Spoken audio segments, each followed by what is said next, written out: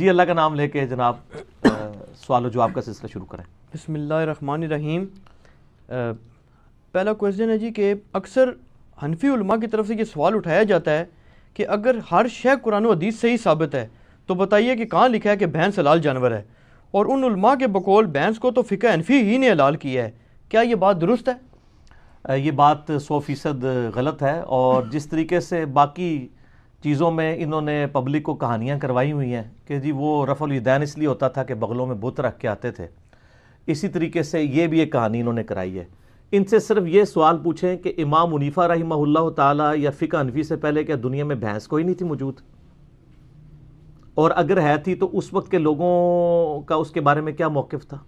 بھائی اجماع امت ہے اس معاملے کے اوپر کہ بھینس جو ہے وہ گائے کے حکم کے اندر داخل ہے۔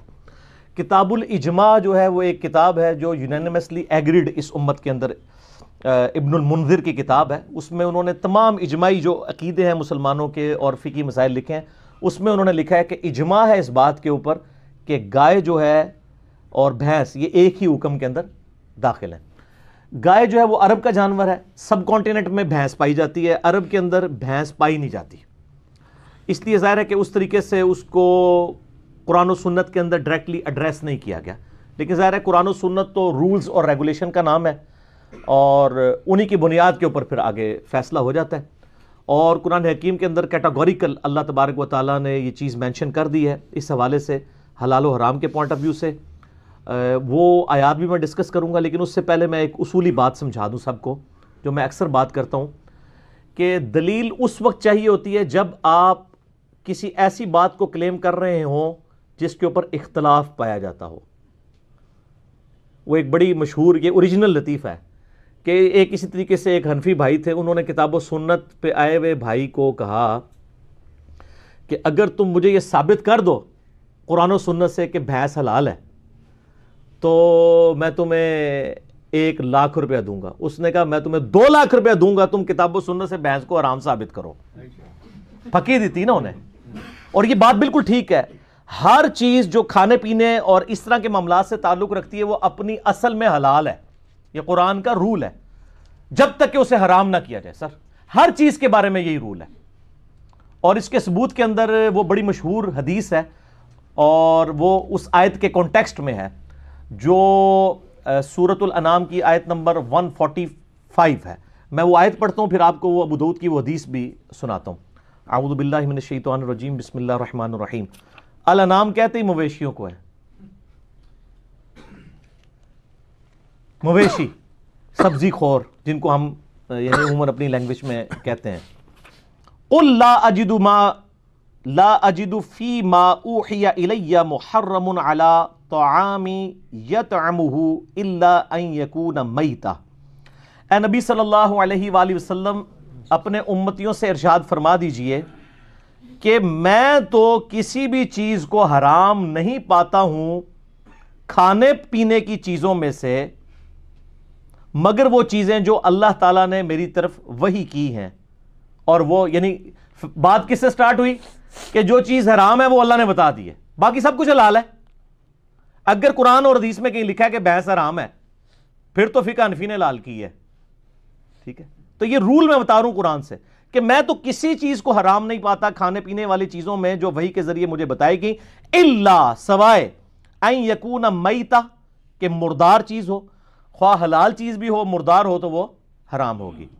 باقی سورۃ المائدہ میں اس کی پوری ڈیٹیلز آئی ہیں کہ وہ ایسی حلال چیز بھی جو گلا گھونٹ کے ماری جائے یا بلندی سے گر کے مر جائے یا اس کے سر پہ پتھر مارا، یعنی وہ ذبح کے بغیر جو ہوگی نا وہ حلال چیز بھی حرام ہی ہوگی۔ او دمم، یا پھر خون، اور یہ کون سا خون؟ او دمم مسفوحا، رگوں سے بہتا ہوا خون، یعنی جو خون ذبح کے وقت نکلتا ہے نا وہ خون آپ نہیں پی سکتے۔ ایک وہ خون ہے جو گوشت کے ساتھ اٹیچ ہوتا ہے، ہڈیوں کے گودے میں ہوتا ہے، وہ پک جاتا ہے، وہ حلال ہے۔ جو اس وقت بہ رہا ہے نا رگوں سے وہ خون پینا حرام ہے، لیکن وہ خون فی نفسی ہی خود پاک ہے۔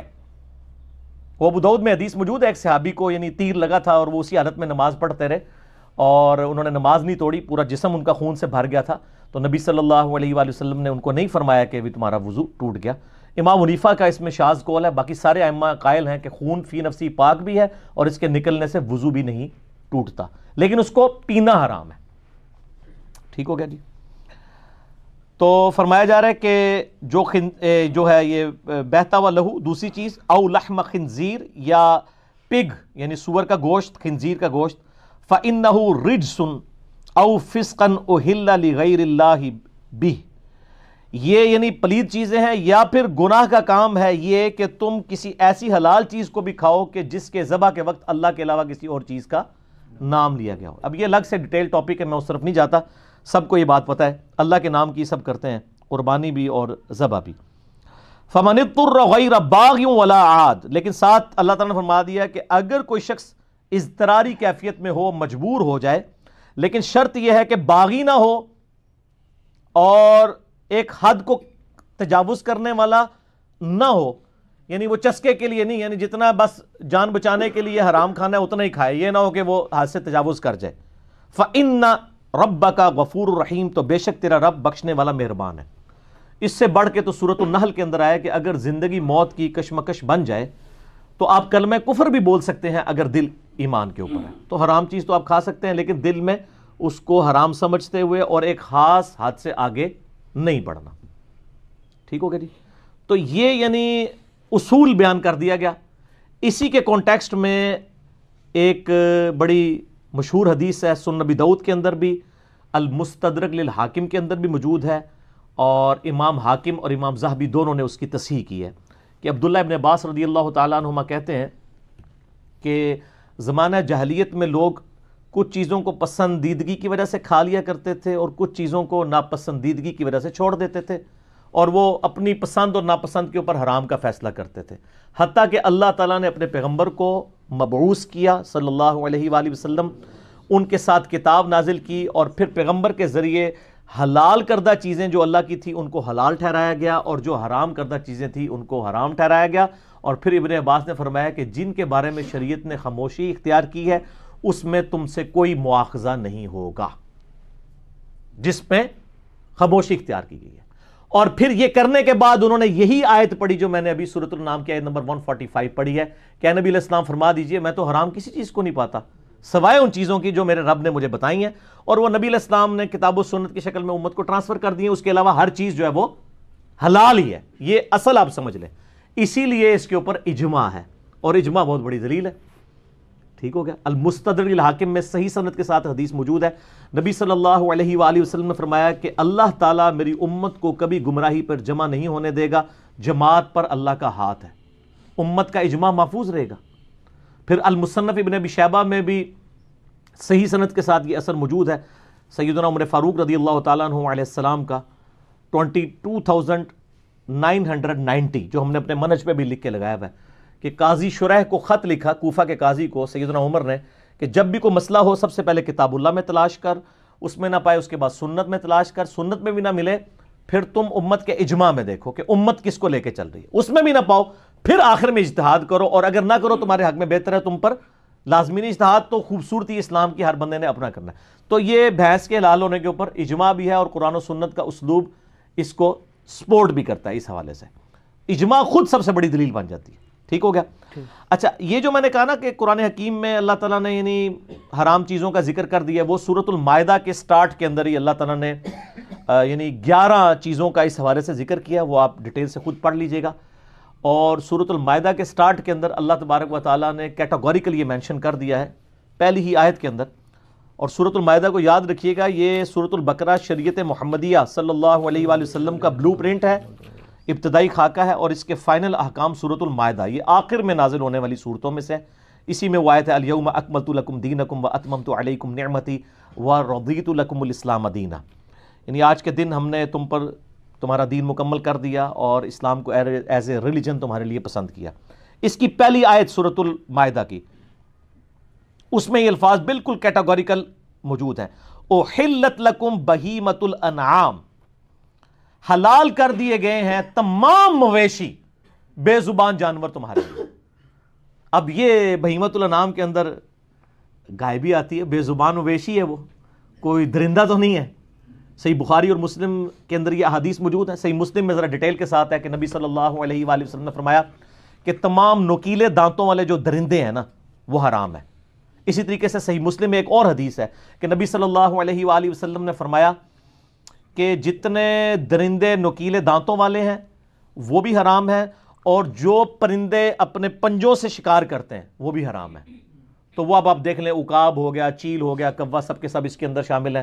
اب درندوں میں اب بار بار یہ نہیں بتانے کی ضرورت کہ جی شیر بھی حرام ہے, ریچھ بھی حرام ہے, وہ سارے درندے ہیں, وہ سب کو پتہ ہے.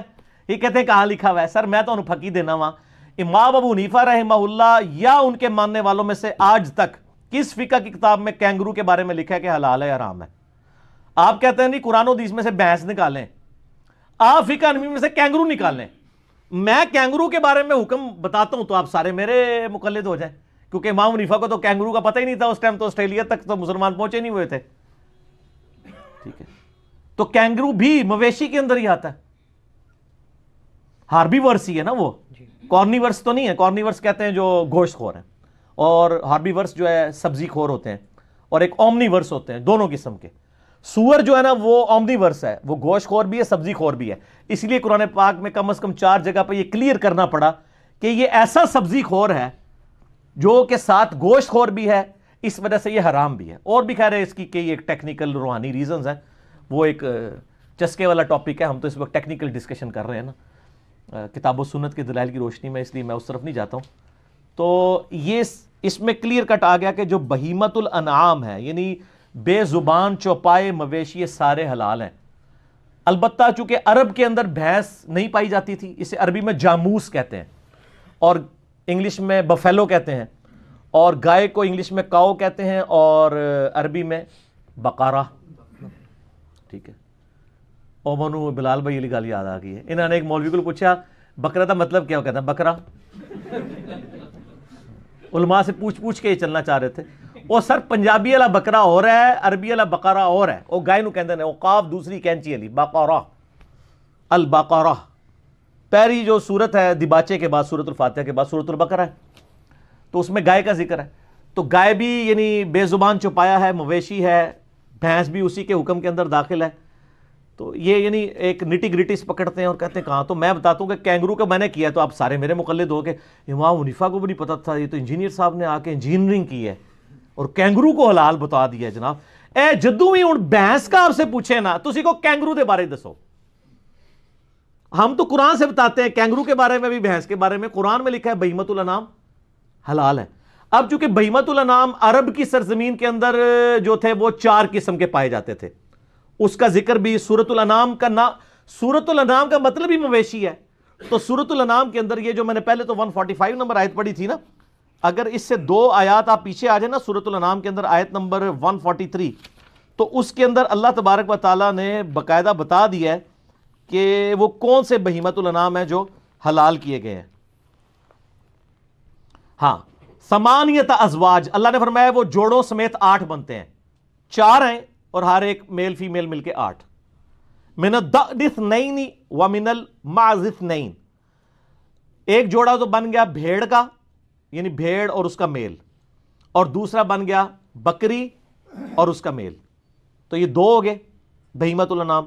اس کے بعد آگے چل کے پھر آتا ہے وَمِنَ الْإِبِلِ اثْنَيْنِ وَمِنَ الْبَقَرِ اثْنَيْنِ, اور اونٹ کے میں بھی نر اور مادہ, اور اس کے بعد جو ہے وہ بقرہ یعنی گائے میں بھی نر اور مادہ. یعنی سورۃ الانعام کے اندر اللہ تعالیٰ نے جو بے زبان مویشی گنوائے ہیں وہ 4 ہیں, بھیڑ, بکری, اونٹ, گائے.